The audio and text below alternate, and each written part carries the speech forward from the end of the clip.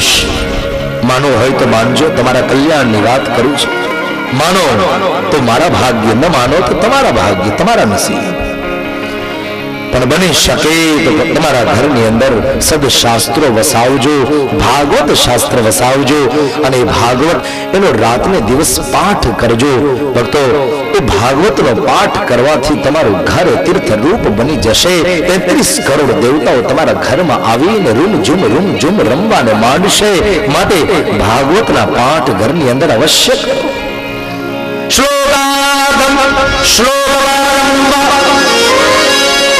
કદાચ ને આખા અધ્યાયનો પાઠ ન થાય તો કઈ વાંધો નહીં, એક શ્લોકનો પાઠ કરો.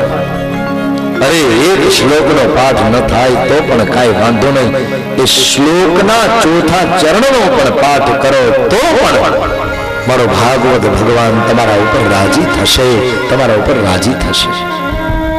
आगे सनकादिक कहते हैं कि जेने आ मनुष्य जन्म धारण करीने भगवान અને ભગવાનની ભક્તિ કરી નથી, ભગવાનના સુમધુર લીલા ચરિત્રોને સાંભળ્યા નથી, ભગવાનની ભાગવતની કથાને જેને સાંભળી નથી, એવો મનુષ્ય એ તો ચાંડાલ સમાન છે. એને તો કેવળ પોતાની માના ગર્ભથી પોતાની માતાને પ્રસવ પીડા આપવા માટે જ જન્મ લીધો છે. માટે आज सनकादिको कहे आ जन्म मात्रम चित्रम विधाय शास्त्र कथा पीता चांदालवत् खरवत् मिथ्या स्वजन्म जनने जन दुख भाजा. जेने आजीवन पर्यंत परमात्माની કથાને સાંભળી નથી, એના શ્રવણ એ તો નાગને રેવાના દર છે. જેને પોતાની દ્રષ્ટિ દ્વારા પરમાત્માના દર્શન કર્યા નથી, એના આંખ, એની દ્રષ્ટિ એ તો કેવળ મોર પંખ સમાન છે. મોરનો પંખ એ માત્ર શોભાને માટે જ યોગ્ય. મોરનો પંખ દેખાવડું ભારે એમ એવા વ્યક્તિની આંખ દેખાવડી હોઈ શકે, શોભા માટે હોઈ શકે, પણ એ આંખની કોઈ મૂલ્ય નહીં કે જે આંખ દ્વારા હું તમે પરમાત્માના દર્શન ન કરીએ. એ હાથનું કોઈ મહત્વ નથી કે જે હાથ દ્વારા ઠાકોરજીની સેવા ન થાય. એ પરમાત્માએ દીધેલા ચરણ પગ જે છે, પગ દ્વારા તીર્થયાત્રા ન થાય તો આ પગનું શું મૂલ્ય? પરમાત્માએ જે જે ઇન્દ્રિયો આપી છે, ઇન્દ્રિયો દ્વારા મારે ને તમારે ઠાકોરજીનું ભજન કરવાનું છે, પરમાત્માને સેવી લેવાના છે. અને એટલા માટે આજ જ્યારે આવું સુંદર મજાનો ભાગવતનો મહિમા એ મીઠી મીઠી વાણીથી સનકાદિકો રેલાવી રહ્યા છે, ત્યારે અચાનક સભાની અંદર એક આશ્ચર્ય થયું છે. દૂરથી એક સંઘ ચાલ્યો આવે છે. એ સંઘની અંદર અનેક અનેક સ્ત્રીઓ છે, અનેક અનેક ભક્તો છે, અનેક અનેક ઋષિમુનિઓ છે. અને નાચતો કૂદતો સભા મંડપની અંદર શ્રી કૃષ્ણ ગોવિંદ હરે મુરારે હે નાથ નારાયણ વાસુદેવ ધૂમ કરતો કરતો સંકીર્તન કરતો કરતો નાચતો નાચતો કૂદતો એ સંઘ આવી ગયો છે આજ કથા મંડપની અંદર. ને જ્યાં કથા મંડપની અંદર આવ્યો ત્યાં તો એકદમ સનકાદિક મુનિઓ વાણીનો પ્રવાહ પ્રવાહિત કરી રહ્યા હતા, ચૂપ થઈ ગયા. દેવર્ષિ નારદ એકદમ બેબાકડા બનીને જોવા માંડ્યા. સૌ ઋષિમુનિઓ આજ દ્રષ્ટિપાત કરવા માંડ્યા. ઓહો, આ સંઘ કોણ છે? શા માટે નાચે છે? શા માટે કૂદે છે? અરે આ તો હરિના નામનું સંકીર્તન કરે છે. જી હા ભક્તો, अद्भुत नाम संकीर्तन की धूम मची है आज आनंद नाम के तट पर, जहां पर देवर्षि नारद ने आयोजन किया है और व्यास आसन पर विराजमान है सनकादिक मुनि, और अद्भुत नाम संकीर्तन की धूम मची है. एवं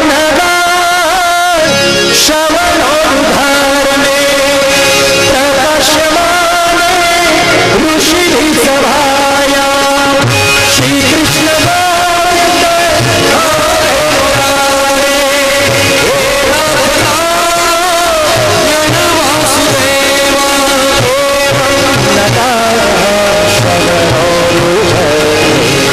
श्री कृष्ण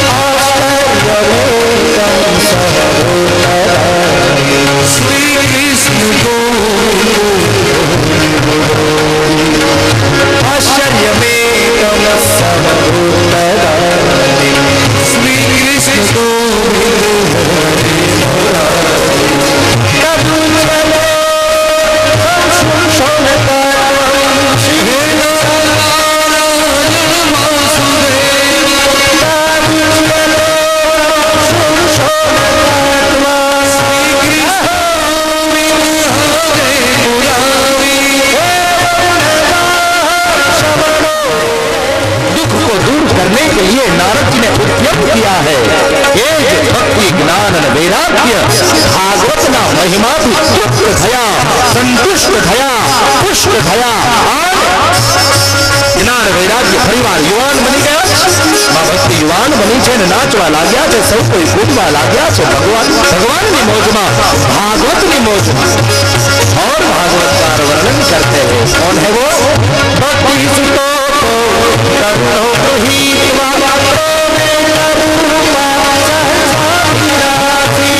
श्री कृष्ण गोविंद हरे मुरारी हे नाथ नारायण वासुदेवा श्री कृष्ण गोविंद हरे मुरारी श्री कृष्ण गोविंद हरे मुरारी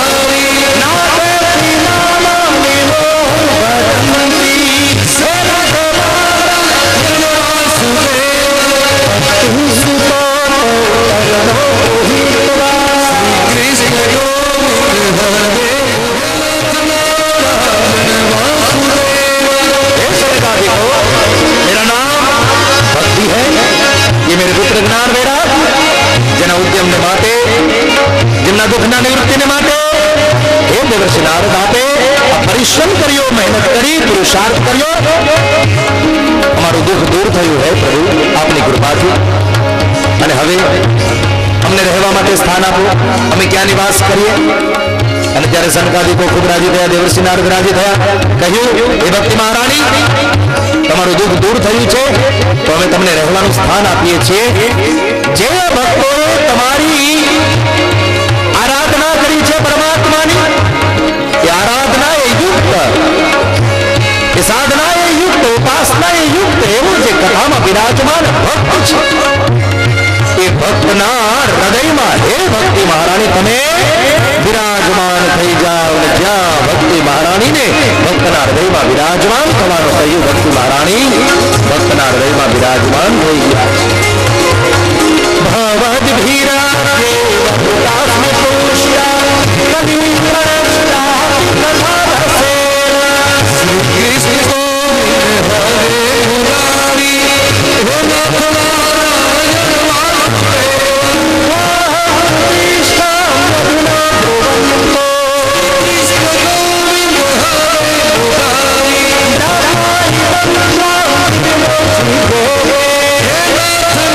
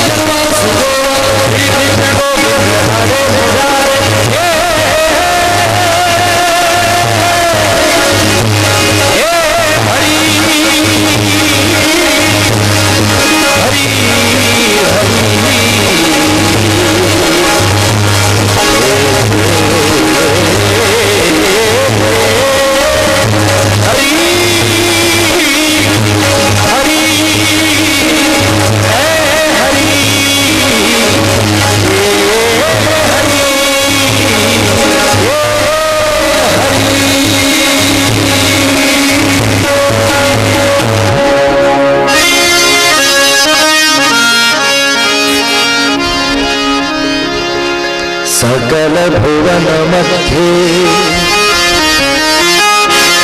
निर्धनास्ते धन्या निवसति हृदयेषाम् श्री हरे भक्ति हरिरपिन जलो सर्वधातो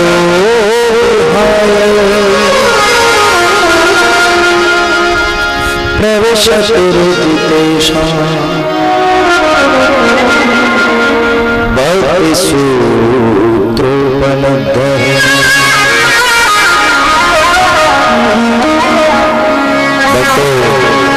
सनकादिक मुनिओए જ્યારે ભક્તિ માતાને ભક્તોના હૃદયમાં બિરાજમાન થવા કહ્યું અને ભક્તોના હૃદયમાં ભક્તિ માતા બિરાજમાન થયા ત્યાં તો ભક્તો પોતાનો દેહ ભાન ભૂલી ગયા હો દેહ ભાન ભૂલી ગયા તમને એવું લાગ્યું કે આ ભાગવત ભગવાનની કૃપાથી તમારા હૃદયમાં પણ જાણે ભક્તિનો આવિર્ભાવ થઈ ગયો હોય ને અમારા બહેનોને કેવું ન પડ્યું અમારા ભાઈઓને કેવું ન પડ્યું અને ઊભા થઈને પરમાત્માના નામમાં ગુલતાન બનીને નાચવા લાગ્યા આ કોઈ દેખાવા માટે કે દેખાડો કરવા માટે નથી પણ હૃદયમાં જ્યારે પરમાત્માની ભક્તિ આવે ને ત્યારે માણસ સહજ સહજમાં બેઠો થઈ જાય मीराबाई का वो नाच किसी को दिखाने के लिए नहीं था नरसिंह मेहता जब करताल को हाथ में लेकर के नाचने लगता था तो उसका नाच उसका नृत्य किसी को दिखाने के लिए नहीं था लेकिन मेरा ठाकुर मेरे ऊपर राजी हो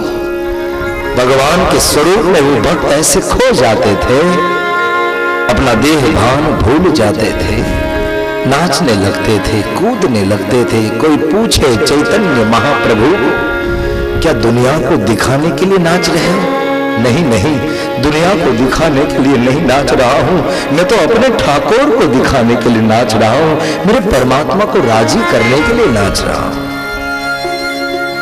ये मस्ती है उस भक्ति की ये मस्ती है उस गुलतान की ये मस्ती है उस परमात्मा के स्वरूप की ये मस्ती है उस परमात्मा के लीला चरित्र की भक्त को नाचने पर विवश कर देता है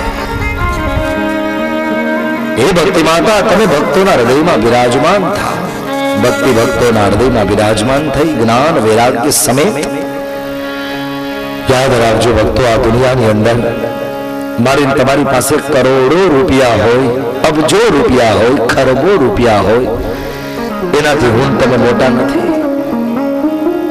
कदाच मारी तमारी पासे BMW कार होय मारी तमारी पासे मर्सिडीज कार होय एनाथी मारी तमारी मोटाई नथी बैंक नी अंदर खूब मोटू बैलेंस होय एनाथी मारी तमारी मोटाई नथी मारी ने तमारी मोटाई हृदय में जो परमात्मा की भक्ति होय तो ज आपणी मोटाई छे आ दुनिया में सौथी मोटो छे परमात्मा नो भक्त भक्ति न होय तो आ बधुं बेकार बधुं बेकार अने भक्ति होय ने आ काई न होय तो पण आपणे दुनिया में सौथी मोटा हूँ नहीं कहती भागवत कहे सकल भुवन मध्ये जनाते धन्या निवसति हृदयेषाम्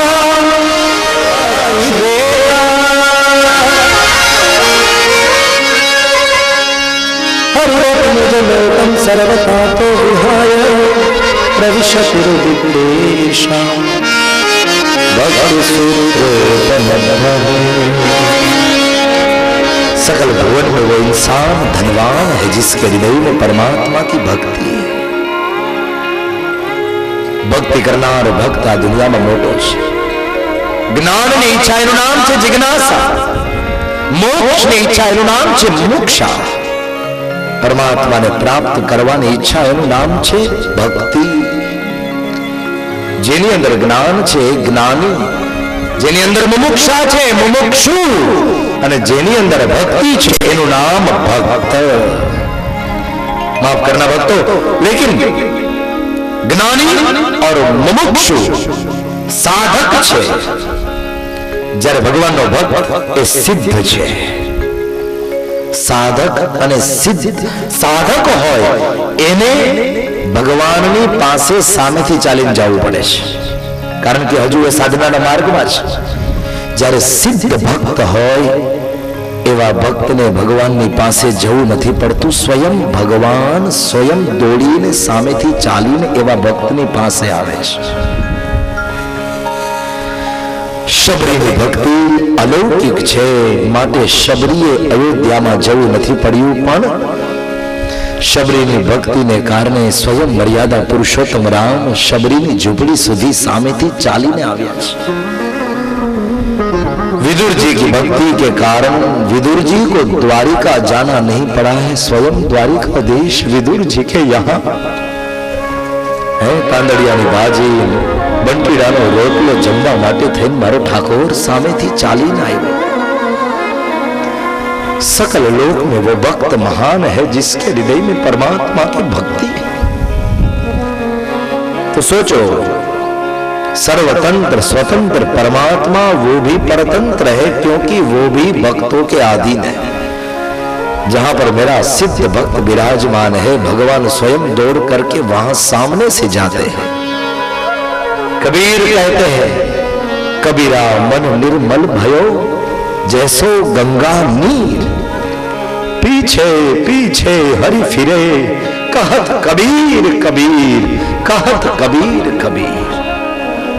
पाछळ भगवान हालतो होय, एना भक्त ने अवाज करतो करतो, हे भक्त, हे मारा भक्त, उभो रे जो હું તારી પાછળ જ છું, ઉભો રે એમ કહેતો કહેતો ઠાકોર એવા ભક્તની પાછળ પાછળ પુકાર કરતો હોય. सोचो उस भक्त की गरिमा क्या होगी, उस भक्त का महिमा क्या होगा कि स्वयं परमात्मा ऐसे भक्त के पीछे कबीर कबीर कहते हुए दौड़ रहा है. मारी तमारी भक्ति आपणे एवी बनावीए, ठाकोर सामेथी हालीने आपणी पासे आवे. तो सर्वतंत्र स्वतंत्र परमात्मा ए पण परतंत्र छे, कारण के भक्ति करनार भक्त ने परमात्मा अधीन बनी जाए छे. तो पछी आजनो माणस कई वातनुं अभिमान करे छे. मानव कहे कि मैं बड़ा, तो इस धरती पे तू क्यों खड़ा. धरती कहे कि मैं बड़ी, तो शेष के सिर पे क्यों खड़ा. अब शेष कहे कि मैं बड़ा, तो शंकर के गले में क्यों पड़ा. शंकर कहे कि मैं बड़ा, तो कैलाश में जाके क्यों बसा. लेकिन अब कैलाश कहे कि मैं बड़ा. कैलाश में अभिमान थयो કે હું મોટો. અને ત્યારે રાવણ આવીને કહે છે, કૈલાસ તું મોટો, ખબર છે તને આજ હાથેથી ઉપાડી લીધો હતો અને તને હલ બલાવી નાખ્યો હતો. હે તારી જાતને મોટો કહે છે, ખબરદાર છે. અને હવે રાવણ કહે છે, રાવણ કહે કે मैं बड़ा, मैं बड़ा, मैं बड़ा. रावण कहे कि मैं बड़ा. क्या तो वाली के बाणों वाली के बगल में क्यों लगा. वाली रावण ने 6 महीना સુધી બગલમાં દબાવીને રાખ્યો. એવો બગલમાં દબાવીને રાખ્યો, એવો બગલમાં દબાવીને રાખ્યો. ત્યારે ઓલા બોડી સ્પ્રે નહોતા મળતા, નહીતર એ વળી રાવણને વાંધો ન આવત. રાવણ બગલમાંથી રાડવો નાખ્યો, એ સફોકેશન થાય, મને બહાર કાઢો. ત્યારે પાછા બોડી સ્પ્રે નહોતા ને એટલે વધારે મૂંઝવણ થઈ. लेकिन अब वाली कहता है कि मैं बड़ा. वाली को अभिमान हुआ, वाली को अहंकार हुआ. અને ત્યારે मर्यादा पुरुषोत्तम राम जी कहे छे, वाली कहे कि मैं बड़ा, तो फिर राम ने बाणों से क्यों मरा. अब राम जी कहे कि मैं बड़ा. ત્યારે એક ભક્ત આગળ આવીને કહે, ના પ્રભુ તું મોટો નહીં. કેમ? तो फिर मेरे भक्तों के हृदय में क्यों बसा. मेरे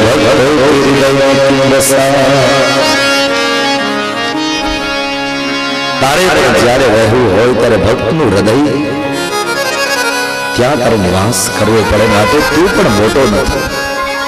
इसीलिए इस दुनिया में सबसे बड़ा है भगवान का भक्त। ऐसी भक्ति करे, भक्ति ની એવી પરાકાષ્ઠા મારી તમારી બને કે પરમાત્માને સામેથી ચાલીને મારી તમારી પાસે આવવું પડે। ભક્તિ જ્ઞાન વૈરાગ્ય એનું જીવન ધન્ય થયું અને દુઃખ દૂર થયું। દેવર્ષિ નારદ બહુ રાજી થયા।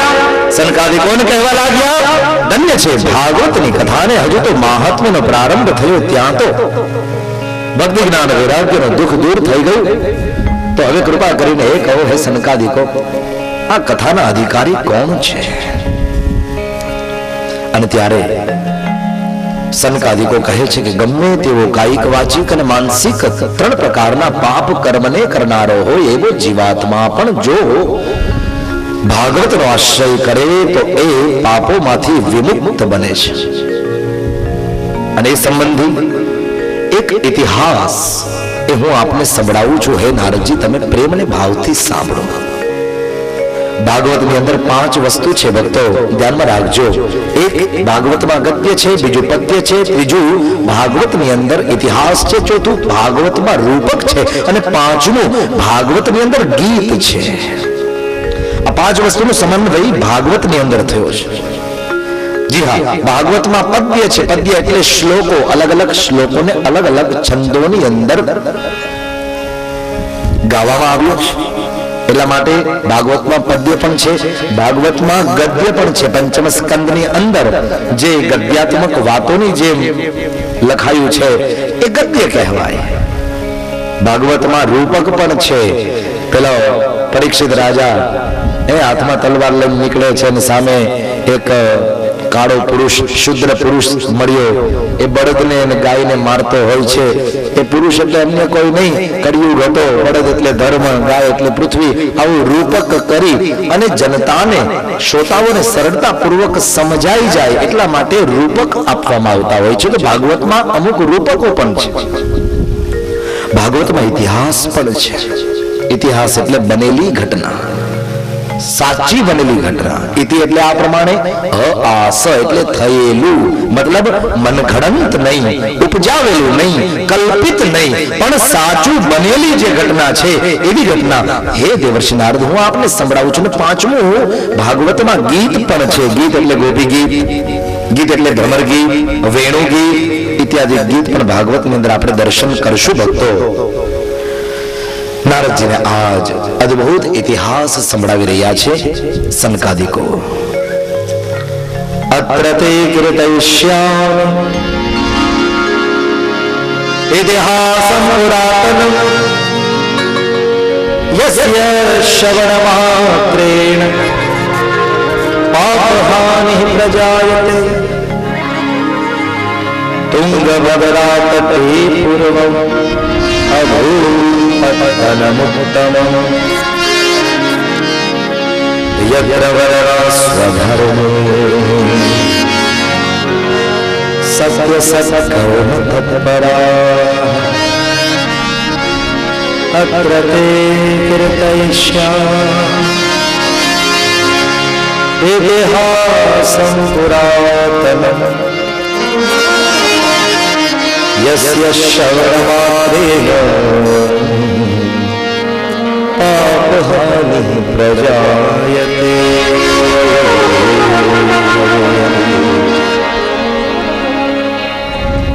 तुंगभद्रा नदीना किनारे एक सरस मजाનું ગામ છે। ગામની અંદર સૌ કોઈ ભગવાનના ભક્તો રહે છે। ગામની અંદર એક આત્મદેવ નામનો બ્રાહ્મણ રહે છે। આત્મદેવ બધી વાતે સુખી છે, પણ એમની પાસે કોઈ સંતાન નથી। સંપત્તિ અખૂટ છે, વિદ્વાન બ્રાહ્મણ છે, માટે ગામની અંદર પ્રતિષ્ઠા પણ છે, સન્માન પણ છે। પત્નીનું નામ છે ધુંધુલી। એ ધુંધુલી, એના વિચારો, એની વાતો થોડી ધૂંધળી છે। આ કથાનો આધ્યાત્મ અર્થ મને તમને કહે, આ કથા મારી તમારી છે। તુંગ એટલે શ્રેષ્ઠ, ભદ્રા એટલે કલ્યાણકારી, જેના દ્વારા મનુષ્ય પોતાનું શ્રેષ્ઠ કલ્યાણ કરી શકે એવી કાયા, એવું શરીર, એનું નામ તુંગભદ્રા. એના કિનારે જે ગામ છે એમાં આત્મદેવ રહે છે. એટલે શરીરની અંદર રહેનારો આત્મા એ જ આત્મદેવ. ધુંધુલી એની પત્ની છે. ધુંધુલી એટલે બુદ્ધિ. આપણી બુદ્ધિ ધુંધળી છે. નેગેટિવ વધારે વિચારે, પોઝિટિવ બહુ ઓછું વિચારે, ધૂંધળા વિચારો બહુ કરે. ધુંધુલીના સ્વભાવનો પરિચય સરસ મજાનો ભાગવતમાં આપ્યો છે. લોક વાર્તા રતા ક્રૂરા પ્રાયસો બહુ જલ્પિકા. એને ગામની વાતો કરવાની બહુ મજા આવે છે. જ્યાં સુધી એક બે બહેનો યારે ઝઘડે નહીં, લડે નહીં, ત્યાં સુધી એને ભોજન પચે નહીં. મોઢામાં જીભ લવક લવક લવક લવક થયા જ કરે છે. જ્યાં સુધી પારકાની નિંદા ન કરે, પારકાની ટીકા ન કરે, ત્યાં સુધી એને ઊંઘ આવતી નથી. આપણી બુદ્ધિનો પણ આવો સ્વભાવ છે. જ્યાં સુધી બે માણસને વિશે કંઈક ખરાબ ન વિચારીએ ત્યાં સુધી આપણને ચેન ન પડે. બે માણસની યારે હાંજ પડે બાંધીએ નહીં ત્યાં સુધી ચેન ન પડે. બુદ્ધિ ભક્તો એ પરમાત્માની અર્ધાંગિની છે. આપણી મતિ પરમાત્માની અર્ધાંગિની છે. જ્યાં સુધી પરમાત્માને આપણી બુદ્ધિ ભરેલી નથી ત્યાં સુધી એવી બુદ્ધિ અને સદગુરુ રૂપી પિતાના ચરણમાં સમર્પિત રાખો. કારણ કે કન્યાના વિવાહ ન થાય ત્યાં સુધી એ કન્યા પોતાના બાપના ઘરે હોય, અને જ્યારે વિવાહ થઈ જાય પછી એ કન્યા પરણીને પોતાના પતિને ઘરે જતી રહે. જ્યાં સુધી આપણી બુદ્ધિરૂપી કન્યાના વિવાહ નથી થયા ત્યાં સુધી એ બુદ્ધિરૂપી કન્યાને સદગુરુરૂપી સંતના ચરણમાં સોંપી દો, અને વિવાહ થઈ જશે એટલે સદગુરુ એ સંત છે આપણી બુદ્ધિરૂપી કન્યાનો હાથ પરમાત્માના હાથમાં સોંપી દેશે. પછી પરમાત્માને કહે છે કે હે પ્રભુ, હવે આ મારી મતિરૂપી કન્યા છે, તને સમર્પિત કરું છું, એને હાચો. તો આપણી બુદ્ધિ સંસારમાં ન લાગે, આપણી બુદ્ધિ યા તો સદગુરુના ચરણમાં લાગે, યા તો આપણી બુદ્ધિ એ પરમાત્માના ચરણમાં લાગે, તો એ બુદ્ધિ સાર્થક છે. નહીતર પછી એ બુદ્ધિ ધૂંધળી છે, ધૂંધુલી જેવી છે. ધૂંધળીના સ્વભાવનો પરિચય કર્યો છે. આત્મદેવ બધી વાતે સુખી છે, પણ એક વાતનું દુઃખ છે, એને કોઈ સંતાન નથી. સંતાન ન હોવાને કારણે આત્મદેવ બહુ દુઃખી થયો છે. ગામની અંદર એની નિંદાઓ થવા લાગી, ટીકાઓ થવા લાગી. ગામના લોકો આવતો પ્રત્યક્ષ આત્મદેવની પ્રશંસા કરે, પણ આત્મદેવ જતો રહે ત્યારે આત્મદેવની નિંદા કરે, પાછળથી ટીકા કરે. ઘણા માણસોને એવી આદત હોય, મોઢે બહુ સારું બોલે શાંતિભાઈ, પણ જાય ને પછી પાછળથી વાંટવાની ચાલુ કરે. એવા માણસથી સાવધાન. તમારા મોઢે પ્રત્યક્ષ તમારા જે વખાણ કરે છે એવા માણસથી તમે સાવધાન રહેજો. એનો એ માણસ મોકો મળશે તો તમારી ટીકા અને નિંદા કરવામાં પણ સંકોચ નહીં અનુભવે. માટે પ્રત્યક્ષ મોઢા ઉપર જે પ્રશંસા કરે એવા માણસથી સાવધાન. આત્મદેવ દુઃખી થયો, નક્કી કર્યું વાંજ્યું જીવન જીવવું એના કરતા તો મોતને વાલું કરી લઉં. ગયો જંગલમાં, એક મોટું તળાવ આવ્યું, તરસ લાગી, પાણી પીવાને વાસ્તે ગયો. જ્યાં વાકો વળ્યો ત્યાં તો પોતાનું પ્રતિબિંબ દેખાયું પાણીમાં. પ્રતિબિંબ જોયું વળી પાછું પોતાના ઉપર ધિક્કાર ભાવના જાગી. ઓહો હો, હું તો વાંજ્યો.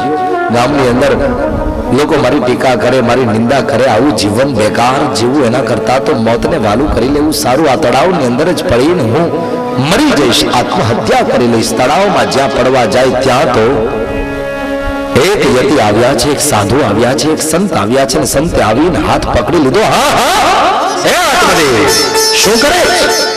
બોલે મહાત્મા મને છોડી દો, મારે મરી જવું, મારે જીવતું નથી રહેવું.